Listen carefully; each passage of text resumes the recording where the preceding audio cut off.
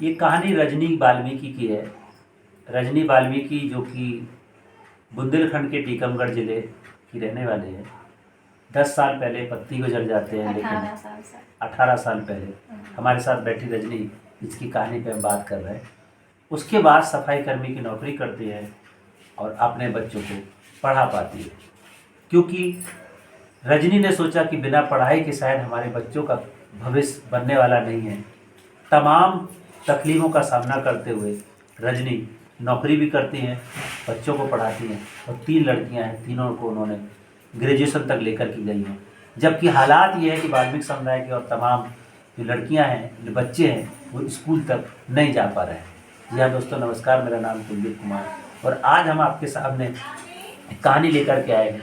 ये कहानी रजनी वाल्मीकि की है, जो हमारे साथ बैठे हैं। बुंदेलखंड के टीकमगढ़ के लेधौरा क्षेत्र की रहने वाली रजनी आज अपने संघर्ष की बदौलत अपने बच्चों को पढ़ा पाई है। तो आज उनकी कहानी हम उन्हीं की मुँह से सुनेंगे और जानेंगे कि किन किन तकलीफ़ों का सामना करते हुए उन्होंने इस समाज में संघर्ष किया, अपने 3 बच्चियों को पढ़ा लिखा करके बड़ा किया। रजनी, आप अपने बारे में बताइए।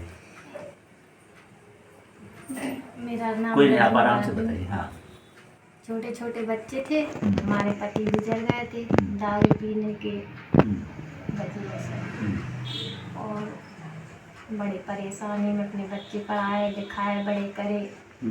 घर वालों ने कोई सपोर्ट अरे करी है, किसी ने करी। सास ससुर थे, बड़ी परेशानी से उनके साथ में गुजरे। और ठीक है, कोई बात नहीं रजनी, मैं सिर्फ एक चीज़ पूछ रहा हूँ, आप इधर बात कीजिए कि जब आपकी नौकरी लगी जी सर। और कितने समय हुए? आप बता रहे 18 साल हो गए। पति को 18 साल हो गए सर। हाँ, नौकरी कितने समय से? नौकरी 14 साल हो गए सर। 14 साल हो गए। तो नौकरी जब आपको मिली तो उससे क्या आपको मदद मिली? क्योंकि बच्चों को पढ़ाना था और आपने बच्चों को क्यों पढ़ाया? क्योंकि तमाम लोग तो पढ़ा नहीं पा रहे, तो वो चीज़ के बोलते हैं कि नहीं अब क्या करेंगे, तो आपके दिमाग में क्यों आया, कैसे आया कि हम बच्चों को पढ़ाएं? सर मेरी बच्ची थी 3। हाँ। अगर बच्ची नहीं पढ़ा पाते तो फिर क्या करते बताओ। तो बच्ची से हमें मदद मिलेगी। तो आपके गांव का माहौल क्या है जहाँ पे आप यहाँ रहते हैं खरगापुर में? यहाँ पे जो वाल्मीकि समुदाय है उनके साथ छुआछूत भेदभाव का क्या स्थिति है और आपने कभी अपनी ज़िंदगी में महसूस किया है? किया है। किस तरह से? छुआछूत बहुत ज़्यादा थी। मतलब बच्चों को पढ़ाने लिखाने गए तो उन्हें स्कूल से भगाया।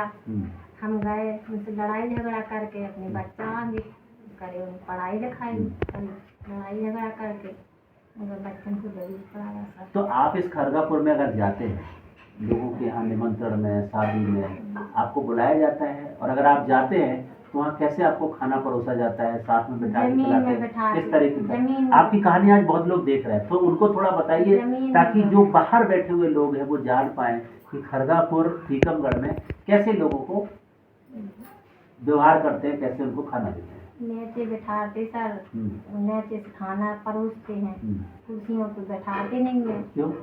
छुआछूत की वजह से।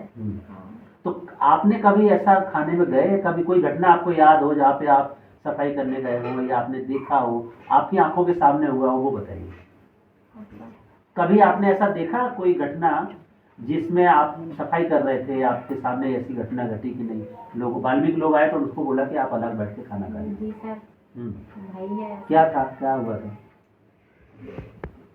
शादी थी, क्या था, कौन सी जगह वो थी जो आपको याद है? मतलब मर गिर जाते हैं आदमी, तेरहवीं में जाते हैं, बुलाया जाता है तो दूर से बैठा के खाना पीना देते हैं।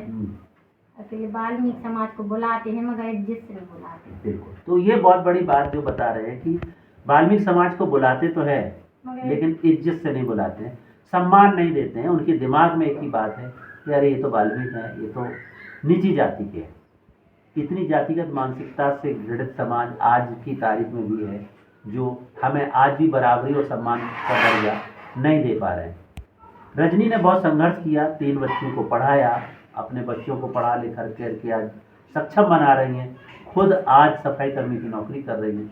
तो रजनी, कितनी महिलाएं होंगी जो सफाई कर्मी का काम करती हैं आपके इस पंचायत में, आपके जैसे? इसमें हम लोग हैं बिना मतलब हाँ। पति के कितने लोग हैं? 5 7 5 हैं ऐसे। 5 लोग। 5।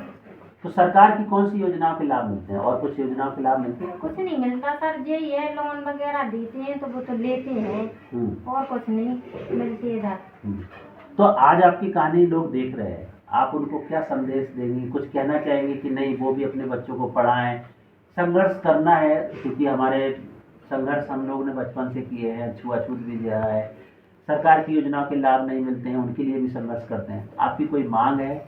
आप लोगों के लिए कुछ मांगना चाहते हैं, कुछ कहना चाहते हैं, ताकि आपकी कहानी को सुनते हुए लोग सीखे भी कि विपत्तियों के समय में भी संघर्ष करते हुए कैसे अपने परिवार को संभालना है। तो आपका कोई डिमांड है, कोई मांग है, कुछ आप कहना चाहते हैं बच्चियों के लिए या और लोगों के लिए? बिल्कुल सर, पढ़ाए लिखाए हैं तो कुछ ना कुछ लाभ तो मिलना ही चाहिए तो बच्चों क्या? को। कुछ सर्विस मिले, जब पढ़े लिखे बच्चे हैं तो उन्हें सर्विस तो मिलना चाहिए। झाड़ू तो उन्हें मिलने नहीं चाहिए। अब हम तो जैसे झाड़ू झाड़ रहे हैं, हम लोग हैं तो मतलब हमारी तो कड़ गई, बच्चों को तो चाहिए। बिल्कुल। यही है सर कि बच्चे अपने तो रजनी अपने बच्चों को नौकरी दिलाना के लिए संघर्ष कर रही हैं, इसलिए पढ़ाया है क्योंकि हमने तो ज़िंदगी काट दी झाड़ू पोछा करते करते। हमारे बच्चे अब ये काम ना करें और सम्मान के साथ वो अपनी ज़िंदगी को जी पाएँ। आज की कहानी में इतना ही, कल फिर मिलेंगे, तब तक के लिए नमस्कार। जय भीम, जय सोमनाथ।